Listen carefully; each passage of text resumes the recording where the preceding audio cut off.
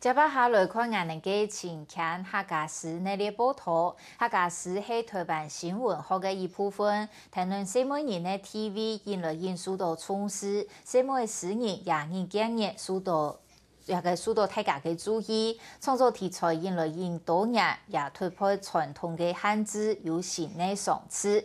今日我为大家收介李玉凤同庄凤慈，也两位客家什么诗人。李玉凤嘅风格大胆、勇敢、创新，庄凤慈这个会写亲情同爱情，可以呢系用呢将自家嘅生命历练、生活经验变作诗，展现什么人是得答案，也是得温柔嘅原型。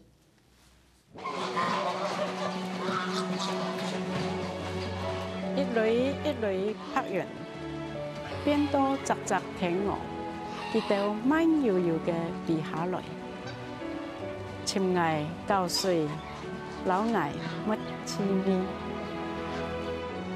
原顯見我媽媽10年嘅李玉鳳，30年前對屏東嫁到台南，同老公鄉下打拼學我嘅事業。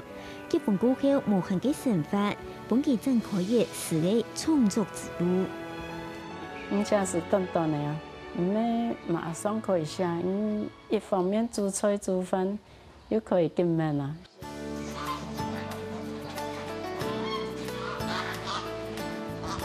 李玉鳳同校太子園喺東法的田野度種花花草草，咪東接啲野生鋪。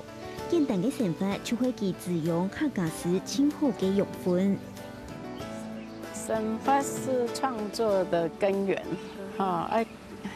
個請努力去體會。我嗰陣根本有乜個特殊嘅乜個事物人，我都記憶深度嘅，變成草稿。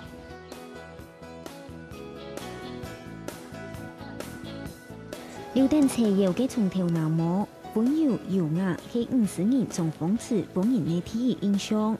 不過20年前，佢係參加萬我模擬運動嘅運動師。因為我運動係行出啦，所以今年我到自家同學校參加，到自家讀布條去立法院門口嘛。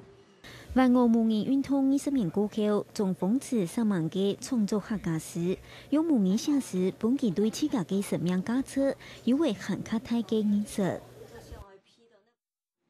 一條白帶圓又圓，白過山歌同瀟湘，白過木節同寒酸，那白過人生行西方。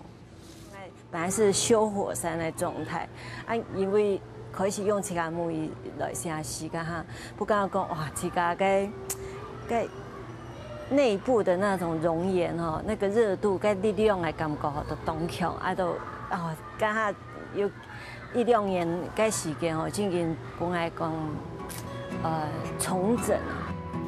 李玉鳳莊鳳慈強用嘅歷史沙、5時沙嘅呈現，作品無論係抒發嘅人情懷，也係講社會現象一條，就容易被5星動搖嘅觀察韓國國土，反映出5星 TV 同無星光輝，做得剛強，未做得溫柔。